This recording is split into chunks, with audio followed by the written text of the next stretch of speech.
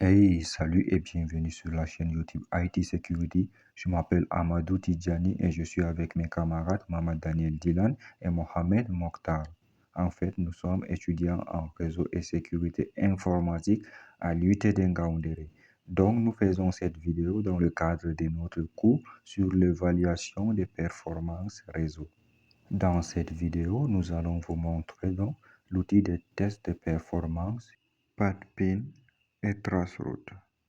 Alors, tout de suite, Mohamed Daniel Dylan et Mohamed Mokhtar vont nous montrer comment utiliser l'outil PADPIN pour mesurer le temps de réponse dans la latence et la perte des paquets. Sans toutefois tarder, je vais donner donc la parole à Mohamed Daniel Dylan et Mohamed Mokhtar pour qu'ils puissent nous montrer comment utiliser l'outil PADPIN. Ok, nous passons à la présentation. Voilà, une fois que ma machine s'est connectée au hotspot de mon téléphone, je pars dans les panneaux pour voir quelle adresse la machine obtient. Et pour ce faire, j'appuie sur la touche Windows, je saisis panneau de configuration comme ceci. Je viens ici là au niveau de centre de réseau et partage, j'appuie. Ensuite, je viens sur modifier les paramètres de la carte, j'appuie, puis je double-clique là au niveau de Wi-Fi. Ça va ouvrir cette fenêtre, puis je clique sur détail. Voilà, arrivé ici, je vois que j'obtiens l'adresse 172.24.92.133. Voici l'adresse que le DHCP me donne. Ok, qu'est-ce que je vais essayer de faire maintenant? Je vais essayer de venir là. Je zoome un peu. Je vais essayer de venir là. Là, voilà. Je vais utiliser l'outil PADPIN. Alors, qu'est-ce que PADPIN va faire? Là, par défaut, c'est la carte physique de mon ordinateur. Ça va essayer de tracer, de voir les paquets puisque ma machine est connectée ma machine accède à Internet grâce à la connexion au spot que mon téléphone fournit. Et là, si je tape, j'essaie de taper PADPIN au niveau de l'adresse que la carte réseau Wi-Fi me donne, je vais essayer de voir le nombre de paquets qui transitent et tout ce qui va avec. Ok, je tape, alors je saisis PADPIN, espace, je vais essayer le -n. Alors, qu'est-ce que le -n va faire? Le -n affiche uniquement les adresses IP sans résoudre le nom du DNS. Ok, l'adresse, je viens là, l'adresse était encore quoi? Je viens chercher l'adresse.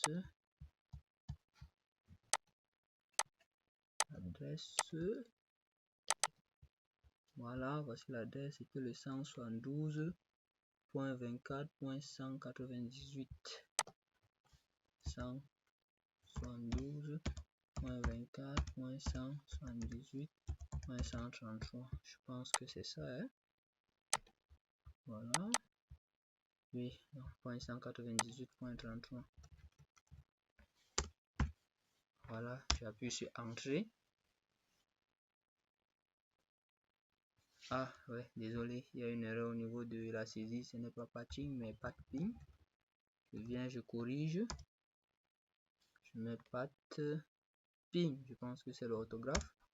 Je tape, voici, c'est en train, l'outil est en train de déterminer l'itinéraire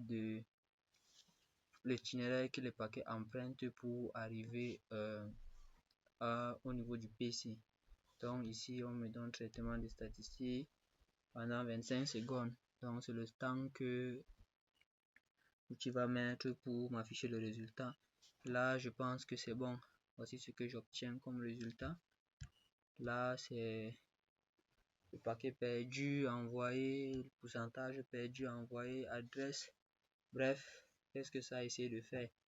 Ça a essayé d'envoyer le paquet à l'adresse 172.24.98.33 d'où à où. de cette même adresse. C'est pour ça qu'il n'y a pas trop de paramètres qui s'affichent. Donc, qu'est-ce que maintenant je vais essayer de faire? Je vais essayer d'appliquer l'outil, mais sur une adresse différente. Non, je pense que c'est bon, je suis connecté à internet. Je vais essayer d'appliquer l'outil avec le DNS de Google, c'est-à-dire sur le 8.8.8.8. ok, voilà. Voici alors ce que j'obtiens comme résultat concret. Le paquet passe par le 172.24.98.33 qui est l'adresse de la carte réseau Wi-Fi de ma machine. Ensuite, ça arrive au niveau de 150.24.50 qui est l'adresse de mon téléphone. Et puis, ça passe vers le 10.165.73.72. Peut-être c'est le routeur de MChain puisque c'est le réseau que j'utilise. Ça passe par l'un des routeurs. Ensuite, ça passe aussi par l'un des routeurs qui a l'adresse .79.150, ainsi de suite, jusqu'à atteindre le DNS de Google. Là, on va attendre le résultat que ça va afficher. Bon, voici ce que on obtient comme résultat. Et un paquet, bon, ça le fait en combien de sauts? Je vais compter 1, 2, 3, 4, 5 sauts. Et sur chaque saut, on a le temps que ça fait, on a le nombre de paquets perdus, le nombre de paquets envoyés, le pourcentage de paquets perdus, le pourcentage de paquets envoyés et l'adresse à laquelle ces paquets sont envoyés. Comme je l'ai dit tout à l'heure, ça c'est l'adresse de ma carte Wi-Fi. Ça c'est pour mon téléphone, ça c'est pour l'un des routeurs, ça c'est aussi pour l'un des routeurs. En fait, voici le chemin que ça emprunte jusqu'à atteindre le DNS de Google.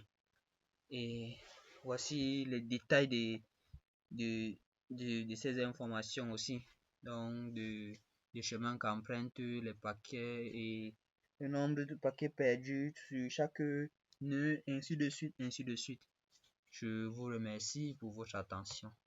Ok, c'est encore moi, Amatidjan, et je vais vous montrer donc l'importance de la commande donc tracer, de l'outil tracer. On avait bien dit tracer route, mais vous savez bien que sur Windows, on utilise plutôt tracer. Donc, la commande varie en fonction du système. Sur Linux, c'est tracer route, mais sur Windows, il s'agit de la commande tracer. Nous savons bien que la commande tracer, comme son nom l'indique, il va juste tracer le chemin donc emprunté par des paquets depuis notre poste vers l'adresse du DNS Google, dans notre cas ici, puisqu'on a utilisé la commande tracer avec l'adresse du DNS Google, n'est-ce pas? Vous voyez ici qu'on a entré la commande tracer 8.8.8.8 qui est l'adresse du DNS Google. Et on voit ici plusieurs sauts déjà. Le chemin est en train de tracer, on voit plusieurs sauts. Et premier saut, il n'y a rien puisqu'on a notre temps de réponse des millisecondes jusqu'à 3 millisecondes. Et à la deuxième, on voit bien le délai d'attente de la demande est dépassé. Ça ne veut pas dire qu'il y a une coupure, non. Ça veut juste dire que le routeur n'a pas répondu. Voilà, on voit que l'analyse est terminée. Et bon, voilà, tracer montre le chemin complet jusqu'à l'adresse du DNS Google. Les routeurs silencieux, mais pas un bug. Et on voit que la dernière ligne est bien affichée, donc c'est-à-dire la connexion fonctionne bien. Et bon, merci pour votre attention et n'oubliez pas de vous abonner. À la prochaine les gars.